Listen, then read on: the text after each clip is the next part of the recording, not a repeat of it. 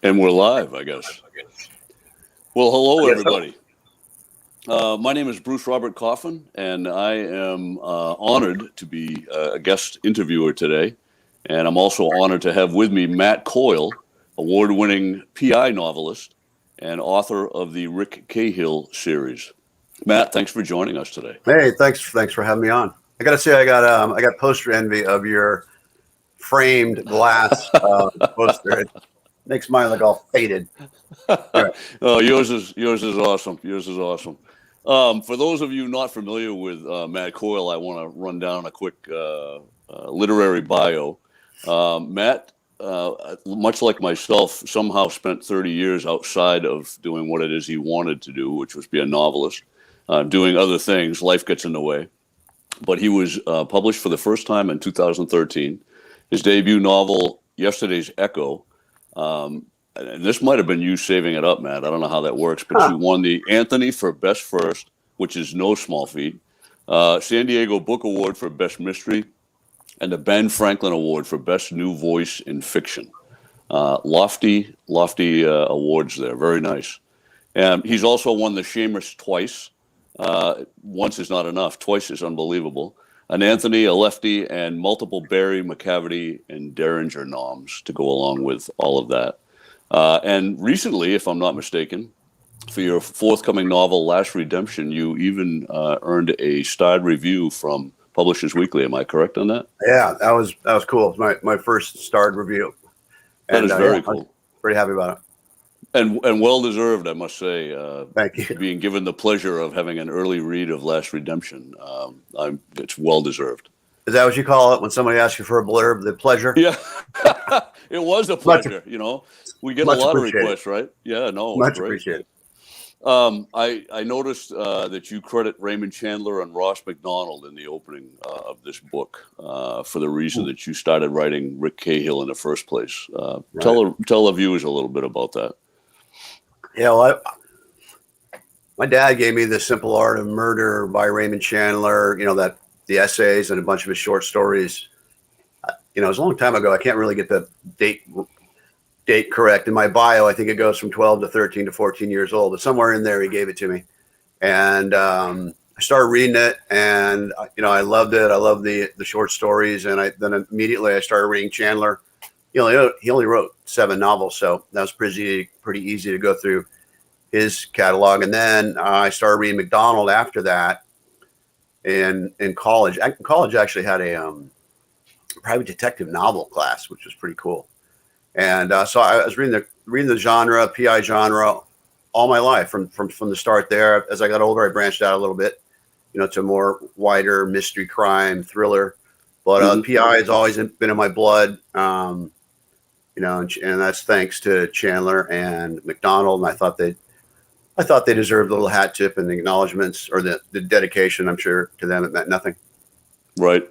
No, I'm sure it would mean a lot to anybody to actually get nominated in there or to be listed in your acknowledgments for sure. What actually you asked to answer the question I was going to ask you, which was why you chose PI to be a genre, for your protagonist as opposed to, say, a police procedural or amateur sleuth?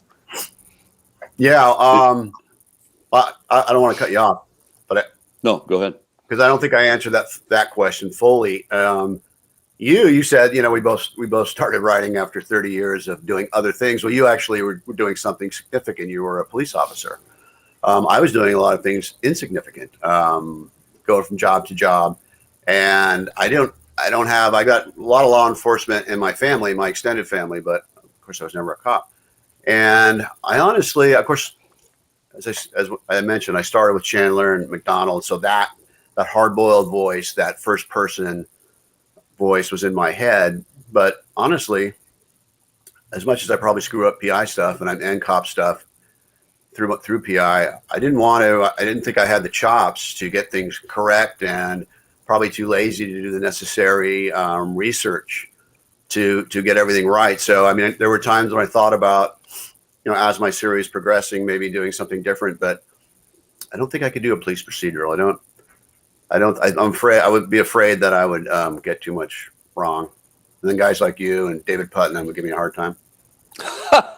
Well, I can't speak for him, but I wouldn't. And if you ever did that, feel free to No. call. That'll work. Don't ever speak for Putnam. Yeah. One of the things I noticed reading your books that I really enjoy is that you do humor quite well. It tends to come out in Rick Cahill's inner dialogue, especially. I find myself laughing out loud as I'm reading some of those thoughts. And I'm wondering, is that you? Or is that maybe another influence? Like one of the things I'm reminded of is the irreverent streak in Robert Parker Spencer. And I'm wondering if any of that played into that, or that's just you. I think, I read some Parker, not an extensive amount. I think that everything is kind of through osmosis. Everything we collect as we read comes out. I'm sure there's huge Chandler, McDonald influences, but it's not something I consciously think about. In terms of the humor, it's probably more me than anything else. Sardonic, sarcastic, dark, and just a fun guy to be around. I think that my books tend to get ironically, they started the first book I wrote, the first version of what became Yesterday's Echo. It was much too autobiographical, which happens a lot in your first book, especially in first person. And it was much lighter. There was more humor in it, and I didn't like where it was going. Through a lot of revisions, I got it right. But the books they're not gory dark or anything like that, but they're internally dark, and this is a troubled guy. So I do try to lighten it up every once in a while. But I would have to say that's probably me. I'll take credit for that one. It comes across really well. Thank you. And actually, this is a plug for how good the new novel is. When I realized we were coming up on this date, I went back and grabbed Last Redemption again for another read. And really, all I planned on doing was skimming through it to look for things I wanted to talk about in the novel without giving anything away. And I found myself every time I turn around getting back into the book, like reading the book, as opposed to what I had planned on doing. So kudos to you for having that kind of a novel. Thanks. High praise. Good to hear. Yeah.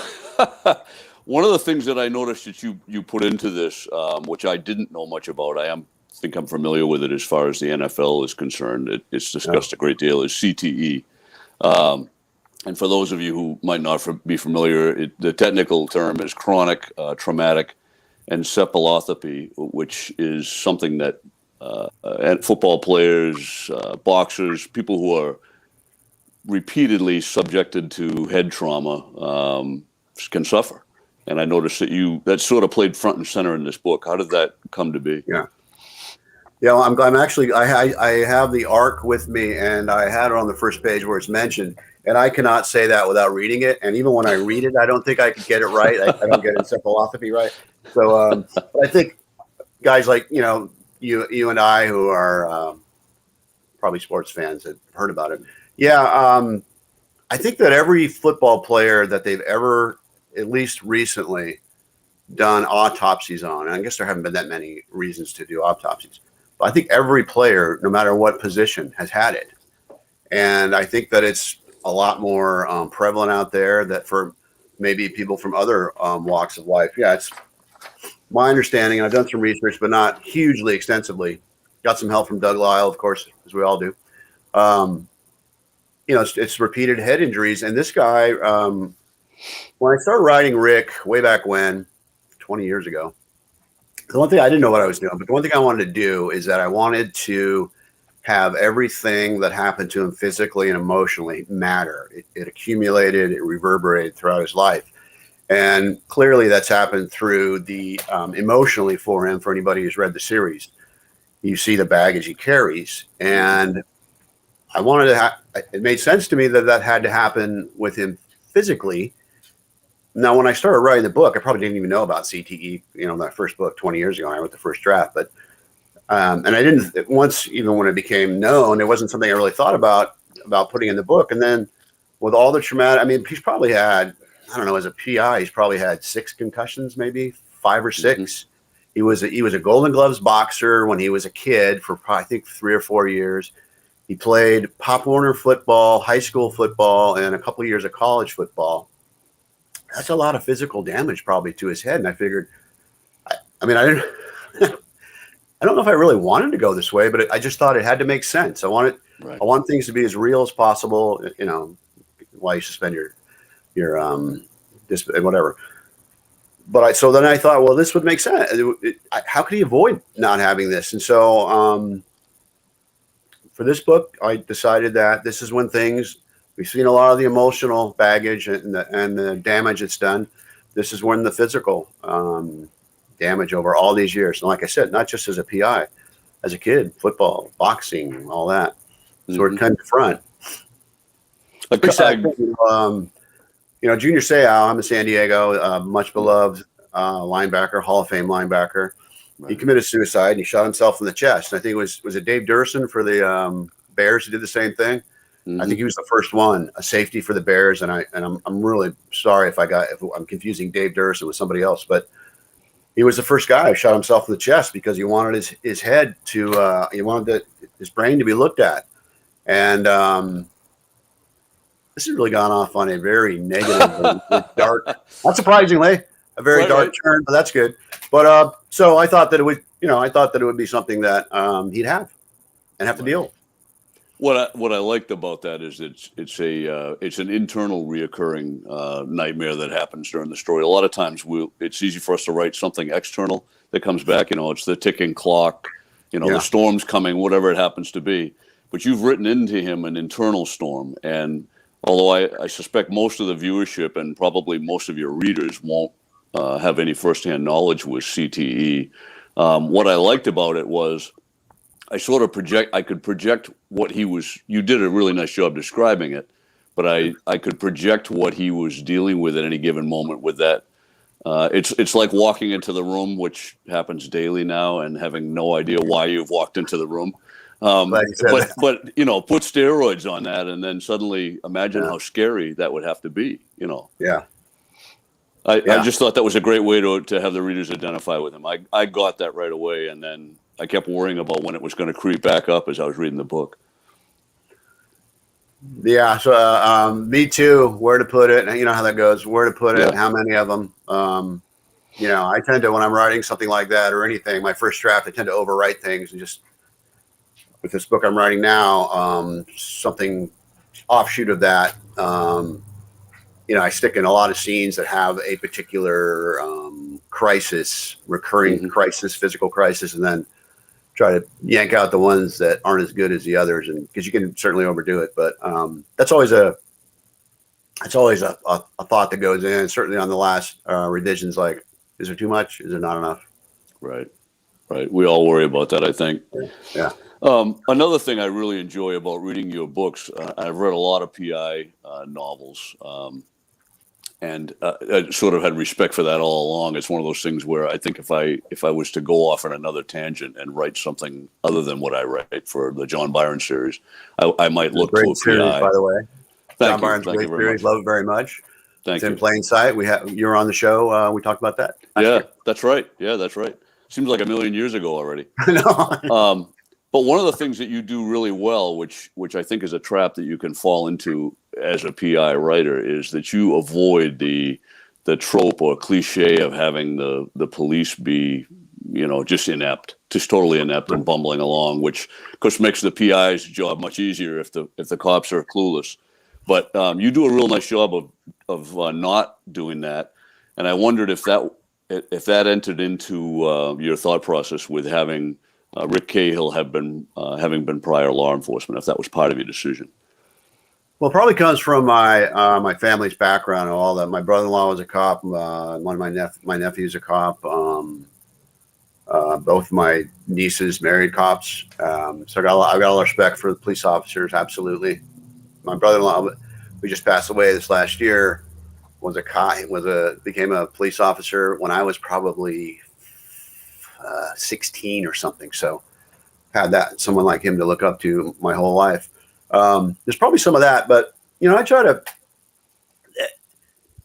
You don't want to have them be inept. Just the police be inept, and I'm sure that I err on the wrong side of that, and have the police make too many mistakes or go down the wrong road because you need. A PI never solves a murder case. There's times when they may help some things you might see on Dateline or something, but but they never solve them. And there has to be a reason for the PI to get involved. And so I try to make it generally that the police have maybe gone tunnel vision in some ways, but certainly not inept.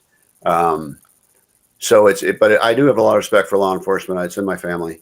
But I also don't want to, I think the reader, just like you were mentioning, I don't think the reader, they don't want an inept police force. They want some tension for sure, and a reason for them not to want Rick to be investigating, but they don't want them to be the Keystone Cops by any means. So yeah, it is something I think about, but it's hard when you're writing a PI who inserts himself or is thrust in for other reasons, not to have there's some reason that the police are doing something wrong or going off on the wrong direction for their investigation.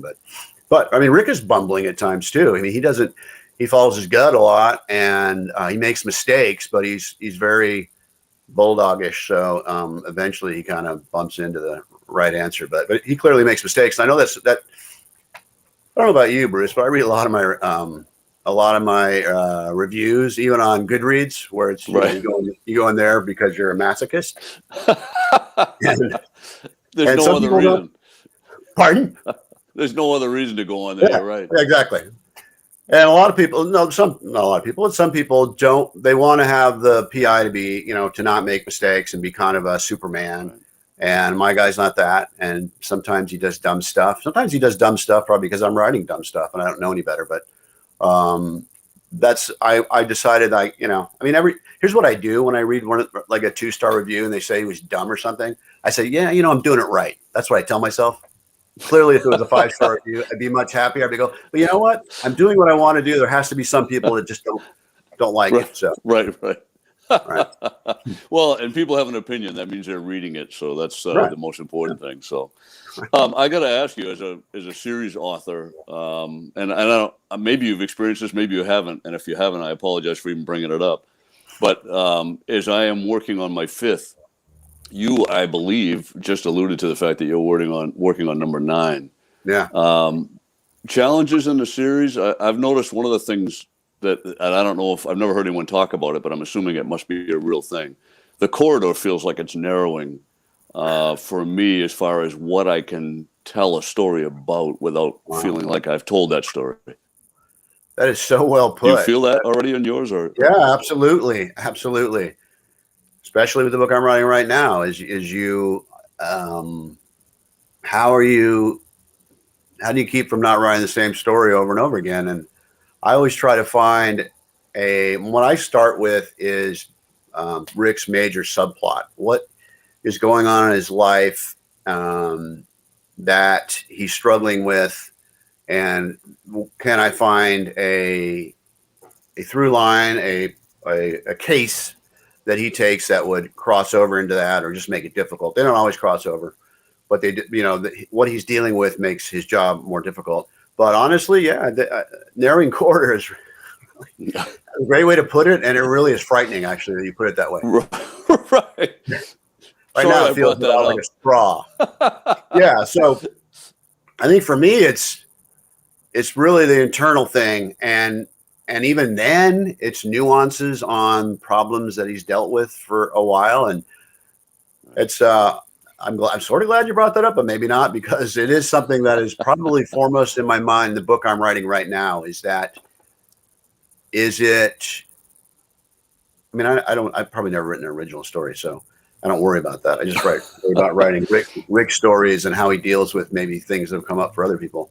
But yeah, that's something foremost in my mind. Is this nuanced enough from his normal situation? Well, I felt like it was the last one, certainly. But everything I've read in the series had its own standalone feel to it, which I appreciate as a reader, obviously. But I am in awe of that. Like I say, as I feel that same thing in number 5. So good job, keep that up. Thanks. 30 years. 30 years. Obviously, you began writing before that 30-year period, based on what you said on how long you've been doing it. You say 20 years now. You've been writing novels. Yeah, long guy. How do you feel like that time away from pursuing the dream directly hurt you, or helped you in your writing at all? I think it hurt the craft, because I think that I'd be a better writer now if I wrote 10 years earlier. but I don't think story. I don't think it matters story-wise because, or character-wise.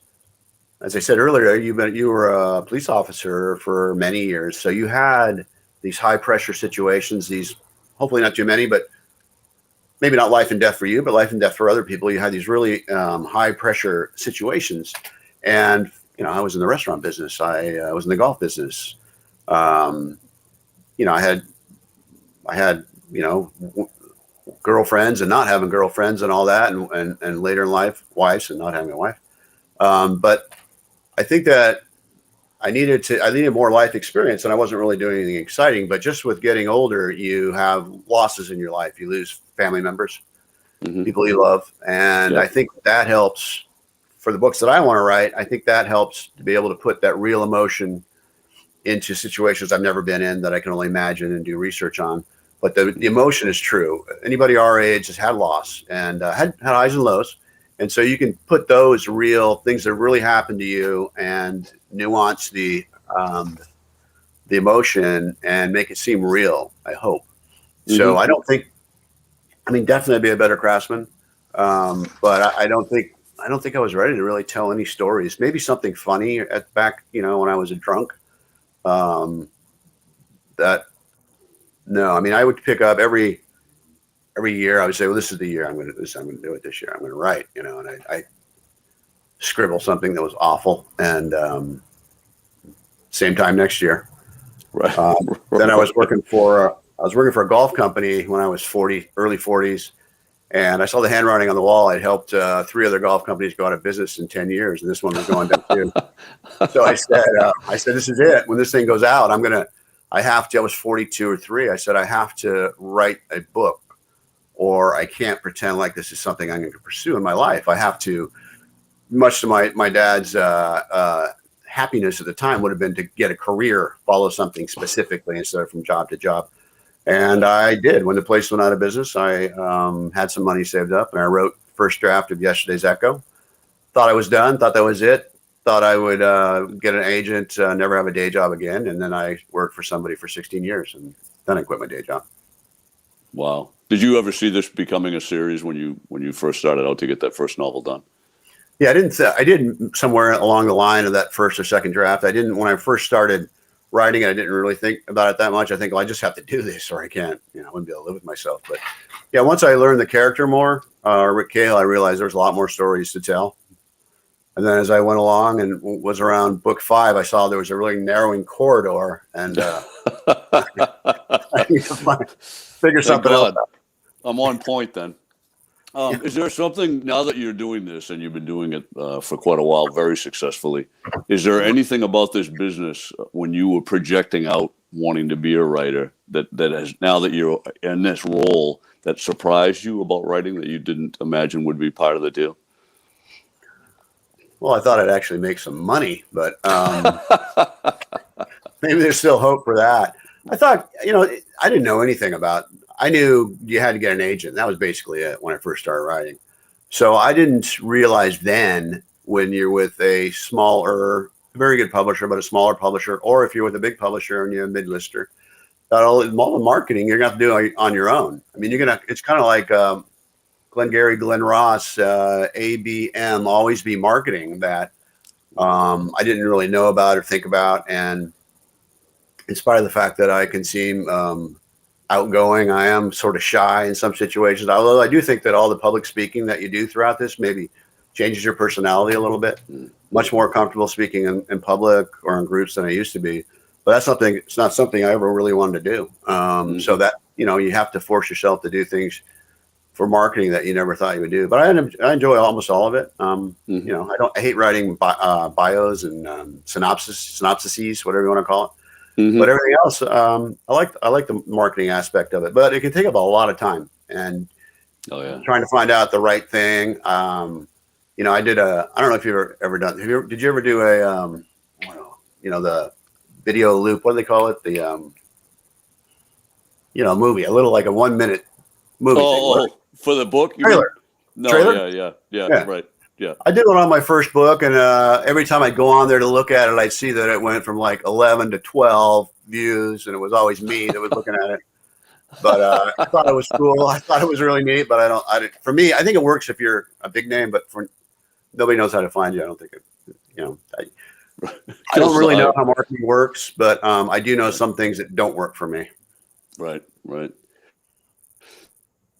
So you and I met, I think, for the first time. We might have been at other conferences together, but I don't believe we actually met at the much abbreviated and ill-fated 2020 Left Coast Crime. I've noticed, for me at least, and I know a lot of other writers I've talked to have struggled during this. I don't know, 18 plus month lockdown, really, where you're not out seeing the readers. You're not getting to greet readers, and you're not getting to face have conversations with other writers. Have you noticed that that's made your writing more difficult in any way? I think it's just made my life in general more difficult. The writing has been, for me, I am a bit of a loner, and the writing career, the conferences, the getting in front of people during book tours, and you get, as you know, because I see you all the time, you're doing things, speaking in front of people. Even when your book's not, you don't have a book out recently, you're still asked to do things, and which is great. So all that was my social life, basically, and being in front of people, and then seeing old friends at every conference, a couple a year, maybe 3 times a year. And I was actually fairly productive for the last year for that, writing Last Redemption. This year, not so much with the new book, but I don't think it affected my writing so much, but maybe it didn't. I don't see it, but it just affected my social, and I don't make social life, I make it light, but it affected joy in life. I think not seeing people that you really relate to.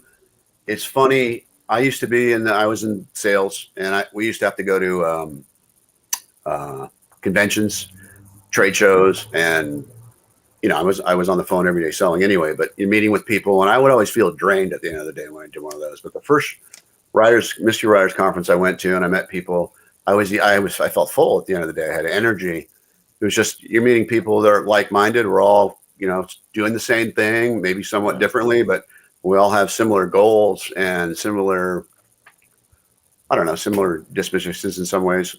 But I certainly miss it. Yeah. Yep.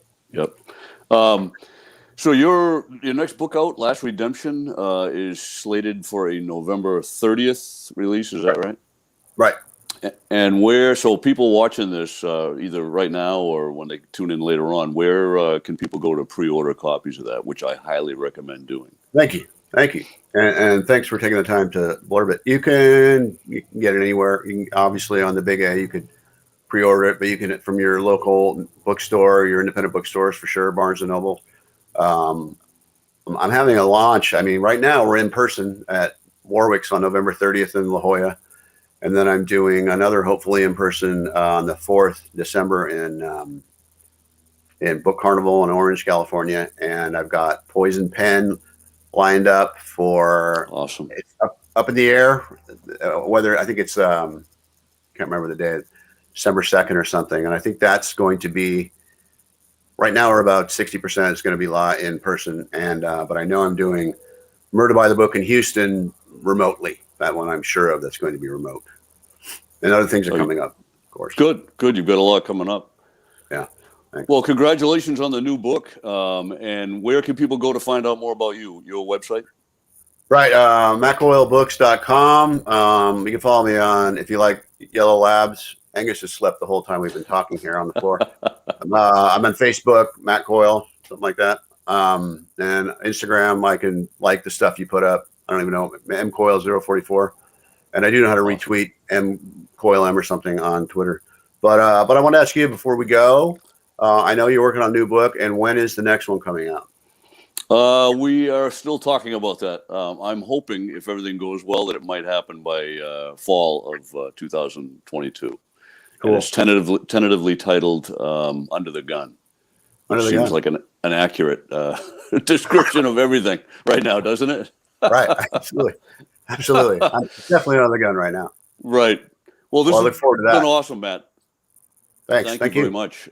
And great talking with you, sir. Yeah, thank you. Appreciate you doing it. Good luck with your launch. Thanks.